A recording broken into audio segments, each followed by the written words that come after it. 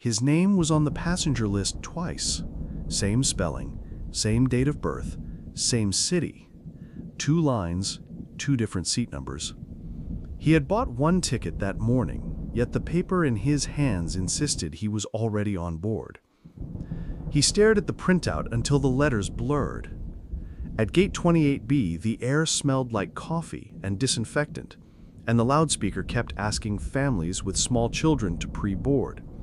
He told himself it was a clerical mistake, a typo he would laugh about later. Still, when the scanner beeped a fraction too long under the fluorescent glare, his stomach tightened. The agent frowned, tapped the keyboard, forced a smile, and waved him through with a quick, "You're all set." As you walked down the jet bridge, the metal walls hummed, and he listened for footsteps behind him, half expecting to hear his own name called again. He found his seat by the window and shoved his carry-on under the chair in front. The cabin buzzed with soft conversation, seatbelts clicking, overhead bins slamming shut.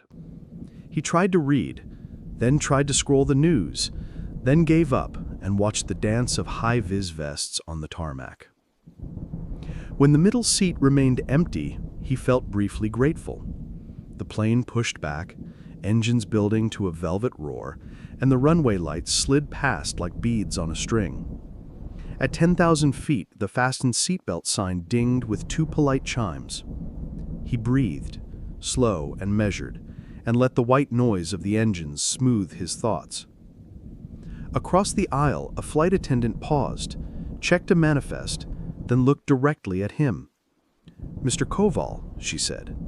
He raised a hand. Her eyes flicked down to the paper again. "Mr. Artem Koval, born July 9th?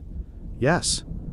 A hand appeared from the row ahead, also raised, palm open in the same automatic gesture he had just made. "I'm Artem Koval," the man said. For a second, nothing existed but the hum. The attendant's polite smile faltered. "Gentlemen, 1 moment," she said, and vanished toward the galley. He leaned into the aisle. The other Artem turned and met his gaze. Same name, same cadence when he said it. Early 30s, dark hair, an old thin scar on the left eyebrow like a lifted stitch. Not a mirror, but close enough to catch your breath. They both spoke at once, then both stopped, then both laughed, the nervous kind you hear at hospital elevators in courthouse steps. He held up his boarding pass, as if the paper could explain any of this. The other Artem did the same. Different seat numbers, same details at the top. The attendant returned with the purser, apologies ready like napkins, and they did what airline staff do. Checked passports, verified booking references, made quiet calls on black phones with coiled cords. The verdict was dry and precise. A rare duplication across systems, a merged record that never fully separated, 2 distinct tickets tangled into one profile. They were both legal, both allowed to fly, and both, it seemed, named Artem Koval with the same birthday in the same city. "Statistically improbable," the purser murmured, almost admiringly. The seatbelt sign chimed again as the plane nudged into a belt of rough air. Drinks paused, carts secured. He watched crumbs tremble on his tray table and felt the world reassert its laws. Gravity, lift, thrust, drag, the mathematical comfort of flight. A minor glitch, he told himself, an anecdote for later. And yet his hands wouldn't stop shaking. When the bumps eased, the attendant returned. "If you don't mind," she said to both of them, "the captain suggests we seat you together for a moment to verify a couple of details." Her smile said it would help them feel less strange about all this. He collected his book and slid into the aisle seat beside the other Artem. Close up, the resemblances sharpened and then fell away. The same uneven left canine, but a different way of sitting, heavier on the right hip. The same kind of laugh, but deeper. The other Artem reached into his pocket, pulled out his passport, and flipped it open. Same name, same birthday, same city. He swallowed hard, unable to look away. The stranger smiled faintly. "Looks like we're either cousins no one told us about, or something stranger."